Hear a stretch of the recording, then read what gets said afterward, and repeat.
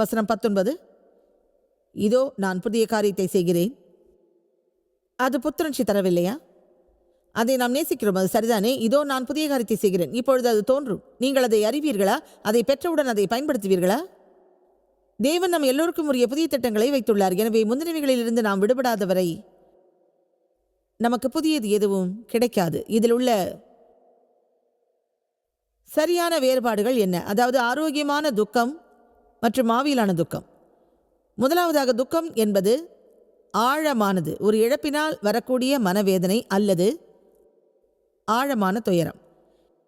இழப்பை நாம் அணுக வேண்டிய ஒரு சரியான வழிமுறை, அதிலிருந்து விடுபட வேண்டும். முடிவுகள் எப்போதும் புதிய தொடக்கத்தை தரும்.